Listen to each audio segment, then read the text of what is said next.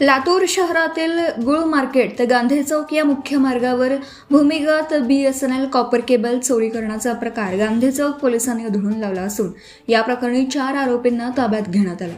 याबाबत सविस्तर माहिती अशी आहे की 10 एप्रिल रोजी मध्यरात्री 12:20 सुमारास गुळ मार्केट ते गांधी चौक जाणाऱ्या रस्त्यावर एका हार्डवेअर दुकानासमोर जमिनीतून गेलेल्या BSNLच्या कॉपर केबल वायर खोदून चोरी करण्याचा प्रयत्न करण्यात येत होता। सदरची माहिती गांधी चौक पोलिसांना प्राप्त झाली। त्यावरून गांधी चौक पोलिसांनी तात्काळ घटनास्थळी पोहोचून कॉपर केबल चोरीचा प्रयत्न करणाऱ्या आरोपींना ताब्यात घेतला।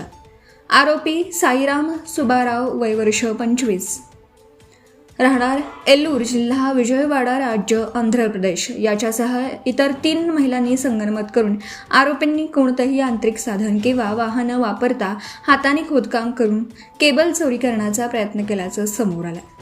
फिर्यादी सुहास रामलिंग स्वामी वय वर्ष 48 व्यवसाय ज्युनियर टेलिकॉम ऑफिसर BSNL राहणार सेंट्रल हनुमान लातूर यांनी पोलीस स्टेशन गांधी चौक येथे येऊन तक्रार दिल्यानंतर सदर प्रकरणी गुन्हा रजिस्टर नंबर 208/2026 कलम 303(2)62(3)5 भारतीय न्याय संहिता अंतर्गत गुन्हा दिनांक 10 एप्रिल रोजी पहाटे 3:32 दाखल करण्यात आला।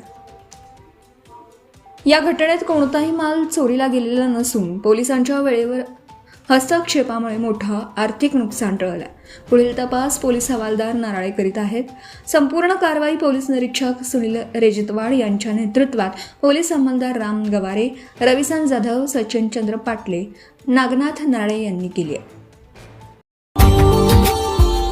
Subscribe now and press the bell icon. Never miss an update.